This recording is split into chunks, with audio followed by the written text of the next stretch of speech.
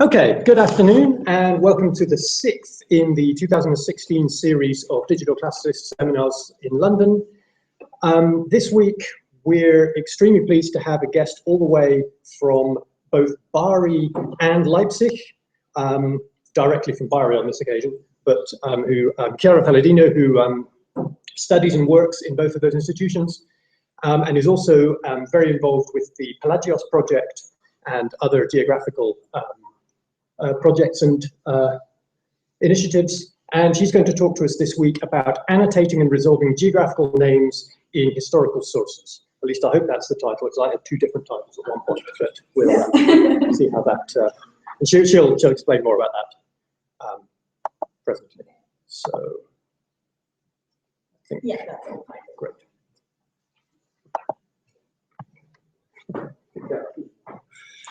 Okay, thank you very much.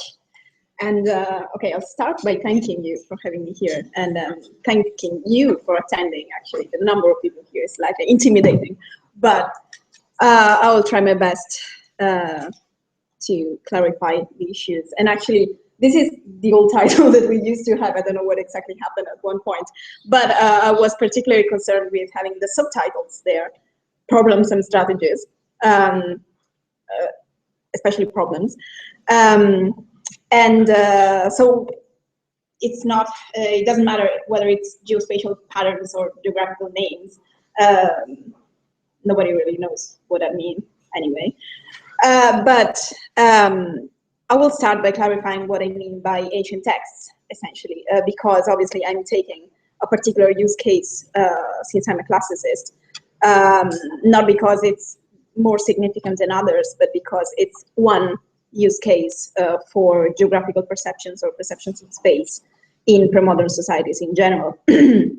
So it is geography in the Greco-Roman world, essentially. And I will spend a few minutes by talking of the sources that we are dealing with that are essentially technical narration of space coming from the Greco-Roman world. Greek and Roman sources, mainly as for geography, they are transmitted to us in various typologies. They do not strictly relate to our conception of genres. Genres are quite a different thing. But the reason why we have these typologies is because they were structured in a very precise way. So experts and scholars actually recognize particular types of let's say patterns in the explanation of space, in the description of space, and they call them as the ancients as the ancients call them. So we have the peripli that are essentially structured as lists of places along the coastal line that are connected by distances mainly, or directions sometimes, and then the Roman parallel that are the itineraria that are essentially the equivalent of peripli, but on the mainland. So they are lists of stations or cities or settlements connected by distances along the Roman road network, or anyway, the Roman trade network. And then we have this particular type, which is a perigesis, that is literally guided tours around, that is kind of a less structured type of visit on the mainland of either of selected areas or regions, or of larger areas, depending on the scope of the writer. But they tend to be much less structured than normal itineraries. And then we have a particularly tricky type, which is a chorographia. That is, I'm not going to spend much time explaining what it is, because nobody really knows, but it is either connected to cartography or to the narrative description of space in terms of description of selected regions, selected areas of particular lands. And then we obviously have the authors of these works. Some of them are, well, better known. You've got Ptolemy, you've got Pausanias, we have Strabo, and so on. And then we have the minor authors of geography, on which I'm going to spend some minutes later on, that are mainly unknown authors, the majority of them. And they've been transmitted to us in the form of very short works, but at the same time very dense works in terms of geospatial information. So one thing that I really want to start with is one preliminary assumption that is in the perception of space that is transmitted to us from these works, there is a very different way of practicing, of experiencing geography and geographical narration than what we think, than what we understand. So the general idea is that we think of space in terms of images. Some call this the Cartesian view of space, the Cartesian turning point. But anyway, in general, it's assumed that we think about space. We experience space by means of cartographical maps. We navigate through space. We do not conceive really navigating through space without the help of something that is an image, essentially. While then, their vision of the world was actually not map-based. And this is not just for Greco-Roman society, it's in general for pre-modern societies. And this depends on the fact that though they actually knew cartography, they perfectly knew how to draw a map of the world with the help of some kind of scientific criteria. The purpose for drawing the maps of the world was completely different. It was rather philosophical than actually navigational, because they didn't have the necessary technology of navigation to, allow the shift from this abstract, it's very abstract cartographical notion of the world and actual traveling. So there was an Italian scholar whose name is Pietro Ianni, who actually synthesizes this concept, this idea of describing space with the expression hodological space, which is not probably not comprehensive of the way they experience space in general, but it is very effective for understanding how they practice and how they navigated through space. And I always make this practical example, the notion for explaining what hodological space is. Imagine that you have to give directions to go, I don't know, from King's Cross to ICS, to one who doesn't have a map. What do? You obviously explain on a very linear perspective how he or she is supposed to go through, the various streets and various roads. You use landmarks, which are obviously highly subjective and obviously highly risky. They can be cultural, so they can be particular monuments, particularly relevant monuments, but not necessarily. And you also give distances, and those distances are mainly given in terms of time. So to go from here to here, you have to walk for 20 minutes. But maybe the other person will go from there to there in 5 minutes or in 1 hour, and you do not really know that. So what is hodological space in pre-modern societies? Imagine that you have to do the same thing to go from London to Madrid. And this is the way they experience space, without any help from maps. So one thing, maps. What are actually maps? I'm not going to go into the issue of the definition of maps, because we are never ending this seminar otherwise. But what do we use for navigating through space? We use maps that are actually inspired from cartography. They were drawn according to cartographical principles. And these are the maps that I'm talking about, navigational maps. And as I said, the Greeks especially, but also the Romans, were very well aware of the existence of cartographical principles. The Greeks probably actually invented them. But as I said, cartography was much closer to philosophy than to actual navigation in space. And there is this very funny piece of history of geography that is taken from one of the minor geographers, actually, Agathemeros, on whom I'm going to talk about a little bit more later on, that explains how some ancient philosophers interpreted the shape of the world. And this is how everything started, technically, because the philosophers were the first who couldn't avoid the question of the shape of the world. What is the shape of the world? What is the idea? What are the divisions of the world? And you can see here that obviously the various interpretations that they gave were, well, they really had nothing to do with reality, but were pretty philosophical. Especially in the second part, Eudoxus made the length double breadth, Eratosthenes more than double, Crates semicircular, Hipparchus trapezoid, others in the shape of a tail, Poseidon used the Stoics link-shaped, and widened the needle from south to north. So now, obviously, these are very abstract views. Whoops.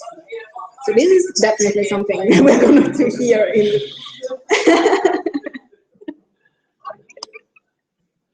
That was broadcasted live.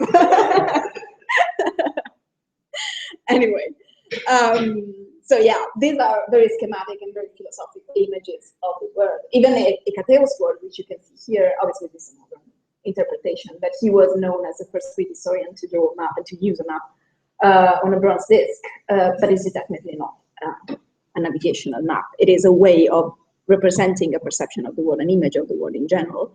And actually, probably the reportedly oldest map that we know from the ancient world was something that a Byzantine author, Cosmas Indicopleustes, attributes to the Greek historian Ephorus.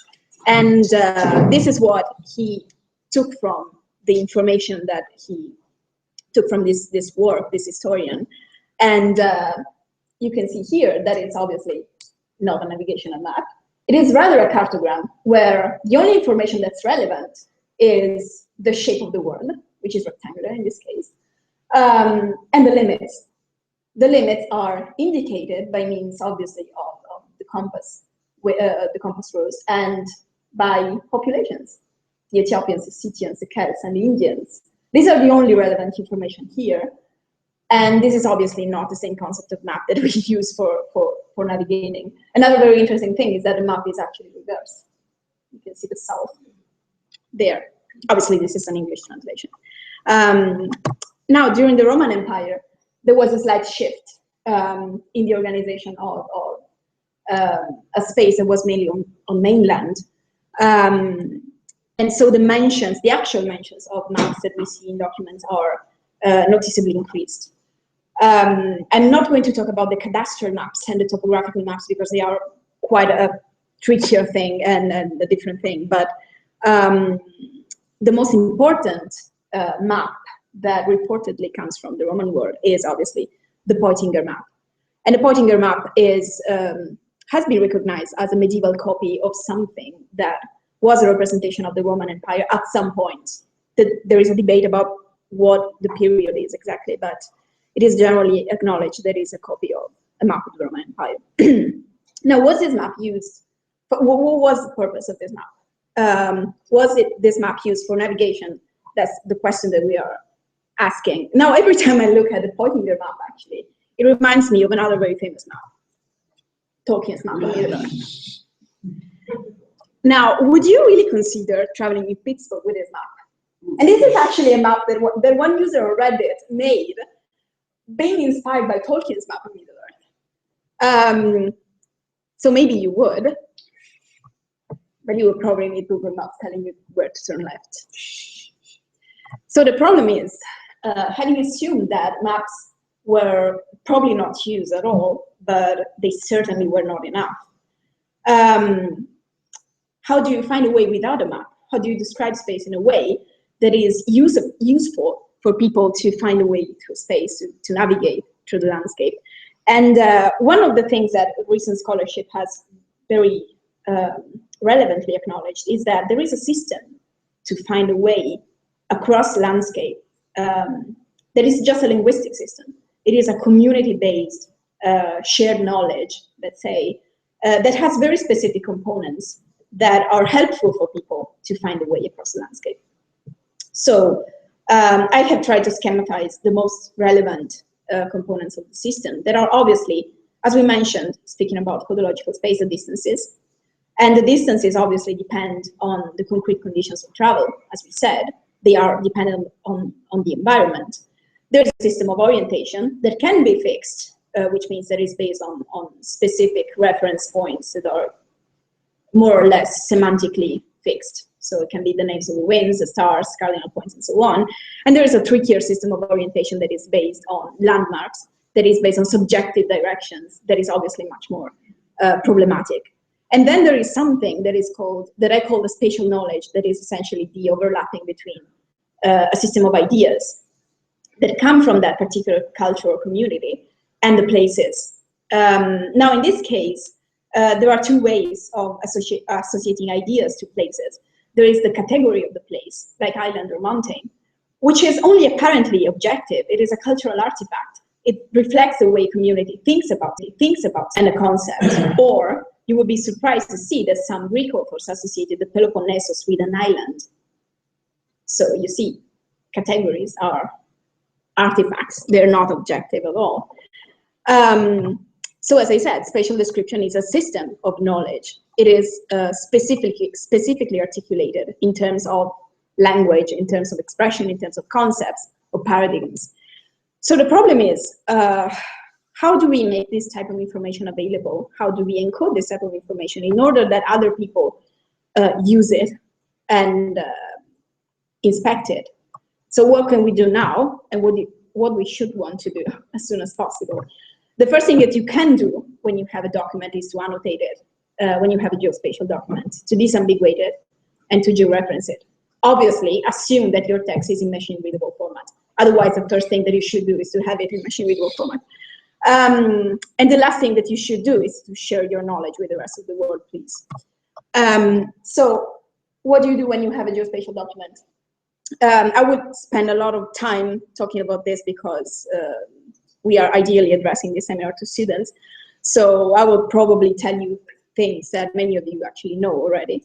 When you have a geospatial document, you have to refer it to something that is an authority, an external authority. And in the case of space, of geography, this external authority is provided by gazetteers.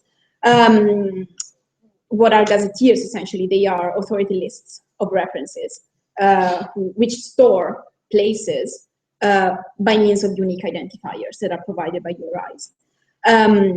And possibly they store additional data when they have it, such as the location of those entities, but not necessarily.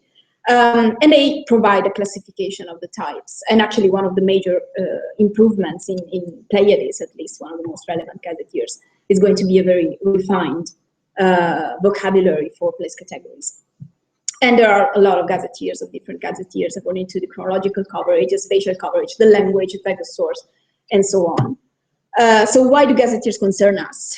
Because they are authorities, because they store each place in terms of a unique identifier, so they provide a help in order to disambiguate any reference. And because if you refer a place to a source, such as a gazetteer, you will be able to have additional data to add some knowledge to that unique mention of a place in a document.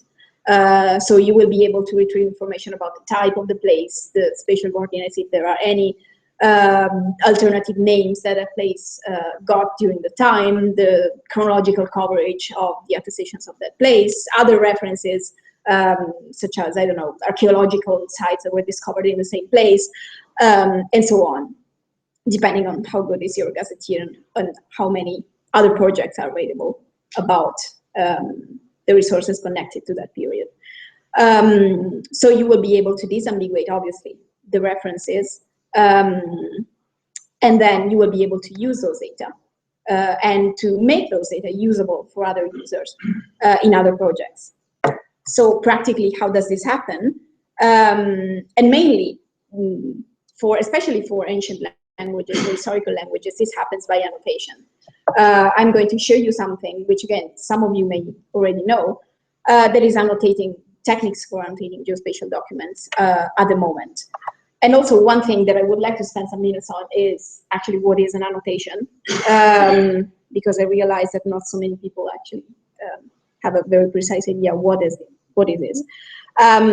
So the concept of annotation in the digital world starts from scholarly annotation. What do you do when you annotate the document, when you read a document? The first thing that you do is to individuate something that is of interest to you. And in this case, they are obviously place names. And then you refer it to some kind of authority, which may be a dictionary or any kind of reference that you have, that you consider an authority. And this is essentially the concept of annotating things in the digital environment. You individuate a place name and you refer it to an external authority, which is the URI in a gazetteer. So ideally, an annotation is a bridge between something that is, in this case, the annotated thing, so the target, a place name in a document, in our case, and something that is external, canonical, which is a URI in a gazetteer, in this case, and it's called the body. So when you annotate a place in the document and you reference it to an external URI, your annotation complies to some kind of standard, and it becomes reusable. Then there is another concept, which is semantic annotation, but I'm going to go back to this one later on. So how do you annotate early geospatial document? Well, obviously one of the most exciting things that I found around when I was looking for ways to annotate geospatial documents in historical languages, which is a very important point to make, was the project, the annotation environment that was developed for the Pelagios project, Recogito, whose developer is Rainer Simon. And if you want to go there, oh, wow.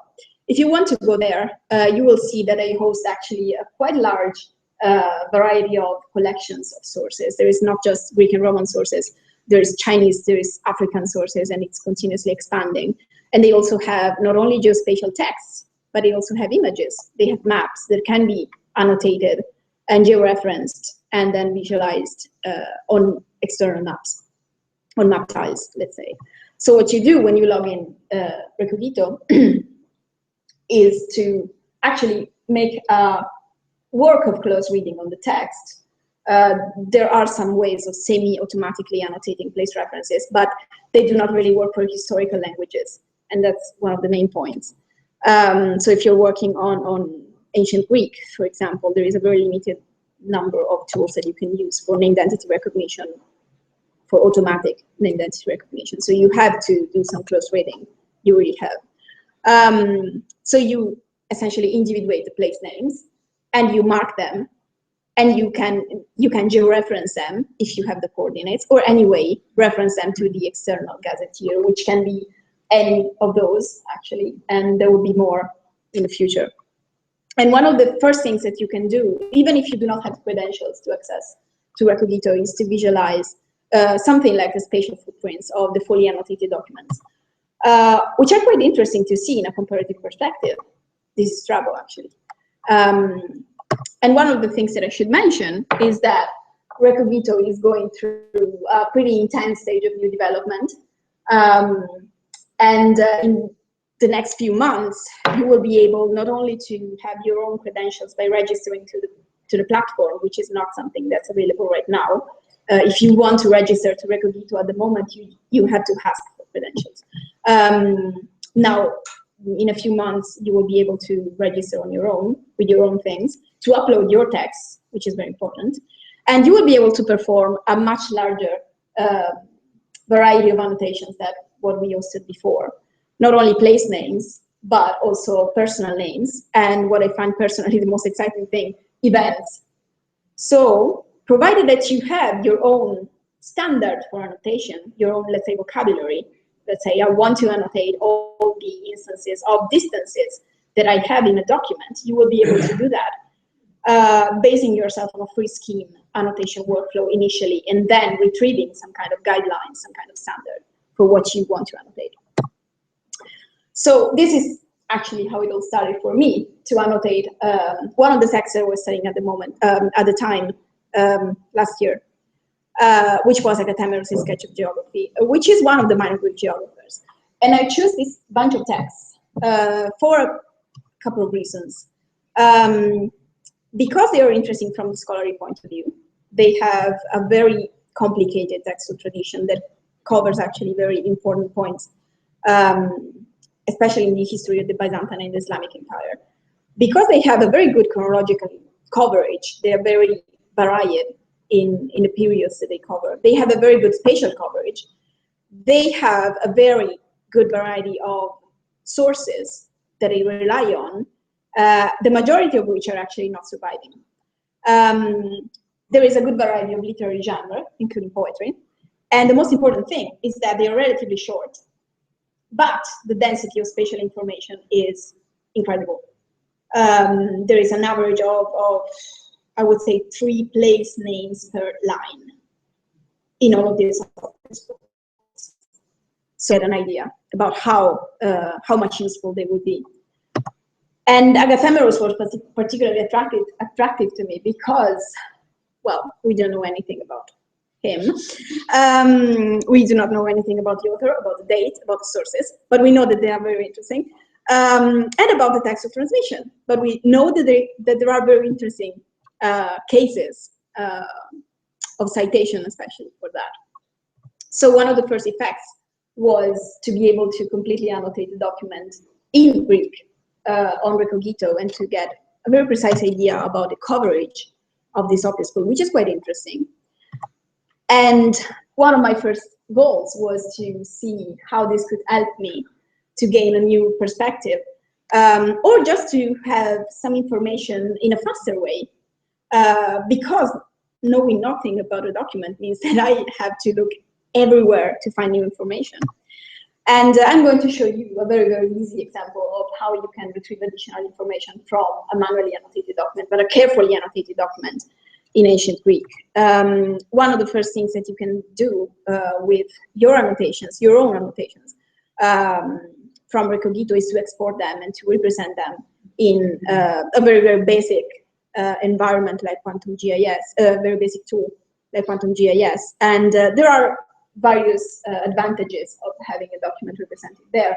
The first thing is that you can have a quite precise idea about the spatial coverage of the document. That is quite differentiated according to the type of the document. You can see pretty easily that there are very different types of, let's say, spatial coverage according to the scope of the writer. And you can also display multiple documents together and see if there are overlapping areas, which is particularly interesting in the case of itineraries. So what we can do at the moment is to base our observations on some criteria, essentially. One of the most interesting things to me was to see, basing my research on the additional data that I mentioned before, that I retrieved from Pleiades mainly, was to see what kinds of places were mentioned in Agathemeros' work, and what function did they cover, even if they covered a particular type of function. One of the things that I immediately ran into, this is very, very simple idea, was that natural features are actually the most cited category of place in Agathemeros' sketch. But I was interested in getting a little bit more in depth into this and to see what natural features were particularly important to Agathemeros. And for this, I had to intervene manually on how these categories were displayed, because Pleiades categories were not sufficient to me. So what I did was actually to refine the categories, and I saw that the large majority of the natural features that were there were actually water masses, and the second large feature were islands. So, and this is how it looked like displayed on Quantum GIS, because with Quantum GIS you can very easily differentiate between place categories. And you can see here that the lighter blue is water masses, essentially, and the other degrees of blue are, they can be rivers or islands or other things like that, so additional types of water masses. And the reason why Agathemeros bears this type of difference is actually because of the cultural importance of waters for his sources, but also because of the particular sources that he was based on that were, surprisingly to me, itineraries. And the reason why I say surprisingly is because the spatial coverage of Agathemeros' sketch is much more similar to Strabo's than to that of itineraries. It doesn't really have the structure of an itinerary in any way, but the sources that it was based on were itineraries. So one additional thing that I wanted to visualize was the type of place connectivity. Now, to see connections between places is not that easy with the tools that we have at hand at the moment. We essentially have to base our observations on the occurrence of the places in the text, which is not the most precise thing that we can do, but this is what we can do at the moment. And obviously, one of the most immediate effects is that you get a classical spaghetti monster, which is not really useful for anything. So you have to isolate the relevant data sets that you want. One of the most interesting parts to me was to see one of the most theoretical parts of the sketch of geography, which is when Agathemeros tries to give a measurement, a global measurement of the length of the inhabited Earth, which was something that Eratosthenes did first, and was actually one of the most scientific and cartographic ways of describing the world, because they had this main parallel and this main meridian that was measured according to, a division of other distances. And it was, the aim of having that measure was very cartographic. They needed a main reference in order to draw the map of the world. So one of the peculiar things that Agathemeros did was actually to give two measurements, two alternatives for something that was absolutely abstract. And it would have been completely objective, like the main parallel of the inhabited Earth. So for him, it wasn't, for a reason. One of the itineraries that he gives is a sea route. Even these mentions are actually water bodies. It starts from the Ganges, goes to the Indus, to Caspian Gate, and to the Euphrates, and then goes into this very, very dense and itinerary-like route across the Mediterranean. While the other one is a land route. Even if it starts from the Ganges, it only gives one connection from Ganges to Euphrates, and then it desperately tries to keep the route on the land, which obviously makes the route very distorted. And the reason is that actually this route is quite practical in how it gives it. I mentioned that Eratosthenes was actually the first one to do this thing. And he kind of set the paradigm for giving the main parallel. The majority of the authors after him actually cited his main parallel. Eratosthenes, when he draws this main parallel, he only gives 10 stations and 10 connections overall. So there is no difference between, for example, the places, the areas that he knows better, which are obviously the center of the Mediterranean and Greece and so on, and the places that he really didn't know, like the extreme western areas or the extreme eastern areas. He just gives 10 connections because he's not interested in having some kind of concrete effect on what he's saying. He's an astronomical author. On the other hand, what Agathemeros does is to desperately try to give a very precise route, at least for the places that he knows more. So in the center of the Mediterranean, you can actually see that the number of places obviously increases, and the connectivity at the same time increases. And obviously, for the places that he knows less, the number of the connections is completely vague, and obviously the parallel is completely distorted because he clearly had no idea what he was talking about. And it is the same for the land route. But it's not just about how places are connected. It's much more about how places are overlapping with concepts. One other data set that I was very interested to see was actually the least frequent data set in Agathemeros, that are people. Surprisingly, because ethnology is one of the most characteristic features in ancient geography.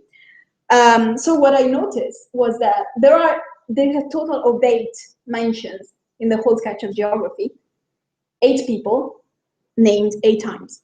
So there are no repetitions. They're just named once, and that's it. So if you have a look at the isolated names, you can actually see that they are not really people that, let's say, are particularly relevant from the geographical point of view or from the political point of view even more. They are barbarian people, essentially. There's the Bactrians here. I don't know if you can see that. There's Indians. There's 2 varieties of Ethiopians. There's the Scythians, the Sarmatians, the Celts there, the Sakai. So what does this mean? And it means, obviously, that these people are actually conceptual categories. They are not named because they are relevant from the political point of view. They're named because they are identified with the boundaries of the word. So this is the section of the work where they are actually named. And you can see that there is an overlap between the limits of the word that he mentions and all these people that he names. What does this remind us? Ephorus map.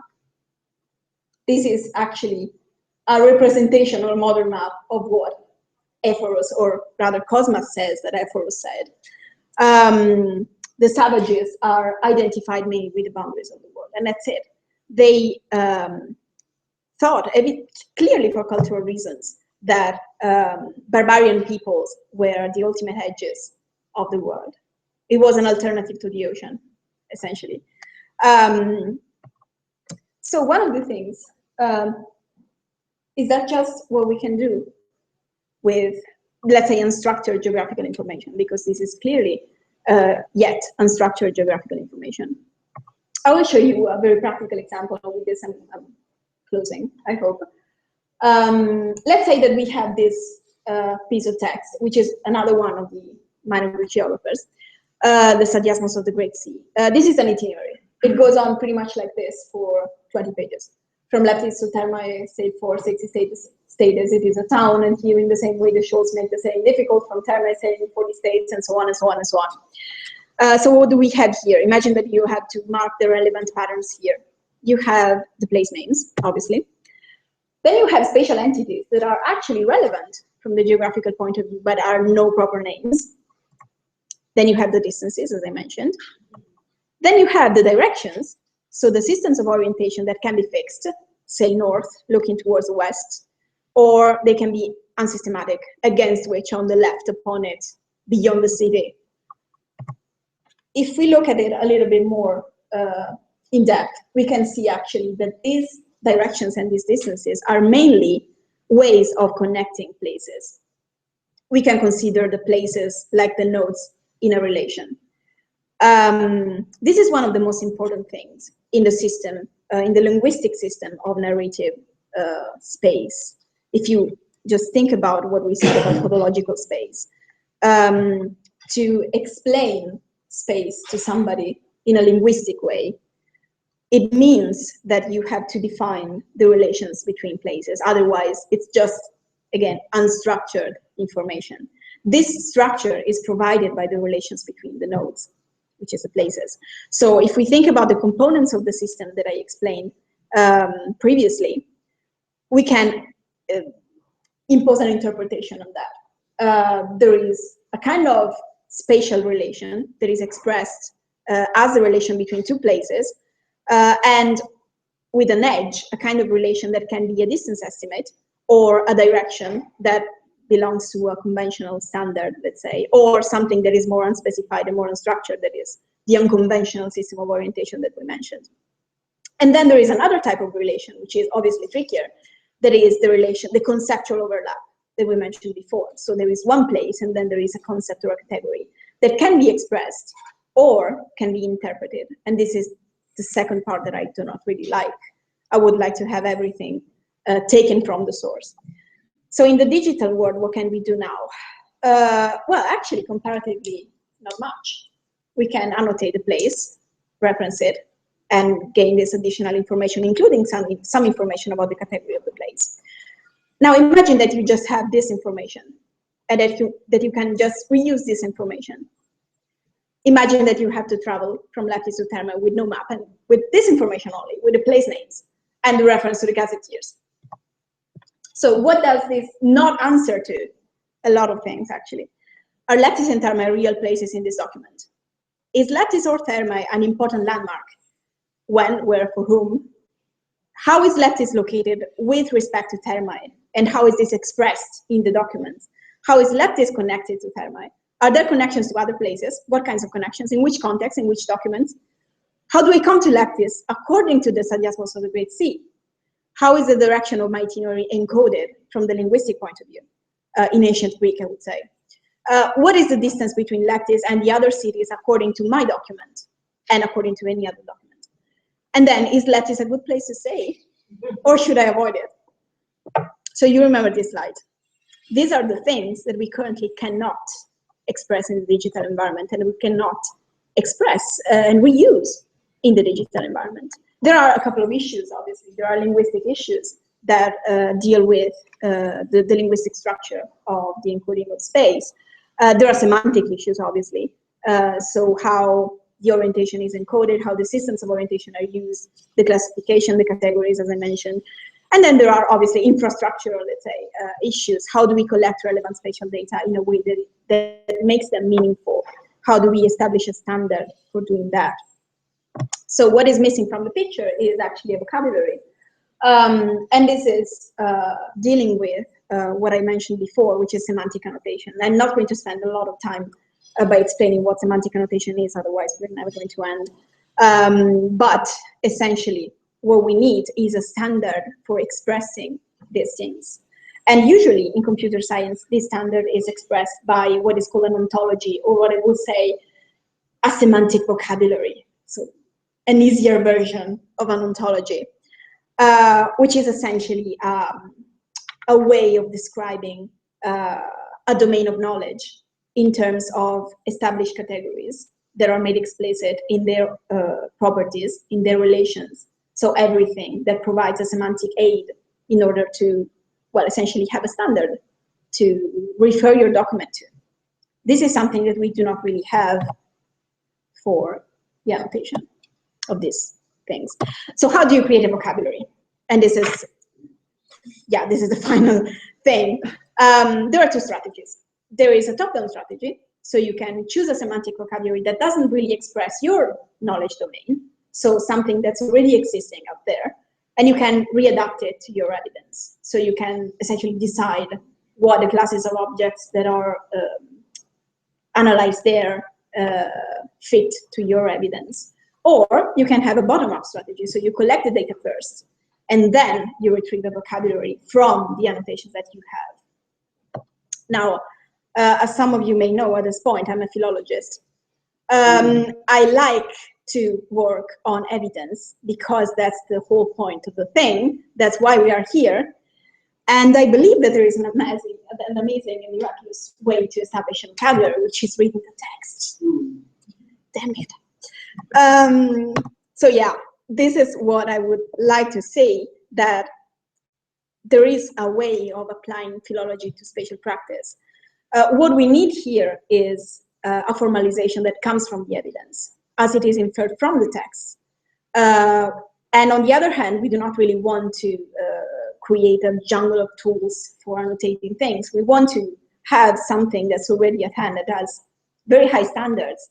And this is why I mentioned the new phase of Recogito, because that is one of the new environments that we are going to use. And we really don't want to create something that people are not going to use after us or understand after us. We want to use what is already there. But we want to create a new semantic vocabulary for giving us a help in annotating new things. So what we did next is a method to collect evidence in a significant way, a vocabulary, as I mentioned, and a reference authority that is, well, let's say a semantically advanced version of a gazetteer. It should not only indicate places or give modern categorizations of those places, but to give additional information that are related to our actual evidence, that are historical languages, historical sources. And as a consequence of that, we need a richer semantic classification for spatial entities that is not limited to superimposing some properties that are not really retrieved from the evidence. And the reason why I say this is because, as I mentioned for Agapemeros, the majorities of these texts are texts that we know nothing about. If we do not read them, we really have the danger of not understanding them, of superimposing an interpretation that's not really there. So yeah, this is what we are currently about. And I would like to close with a final remark, which actually Charlotte knows because she was there the first time I used it. It is something that Patrick did, that she said, actually about Ptolemy, which is a paradox considering that Ptolemy is a cartographical tool. But I think it's quite nice for the situation. So I'm going to translate that in English. instead of criticizing the errors or the defects, something that has really no interest is such judgment is originated by our concept of geographical correctness, whereas it is the very nature of a document which we should understand within the context of its production and reception. We should first and foremost appreciate the enormous effort of collecting and interpreting data to which this author consecrated himself. So thank you for your time and for patience.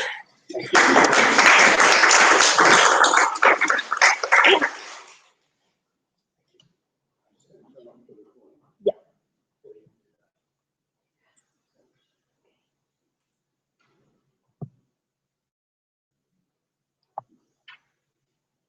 Should stop. No. Okay.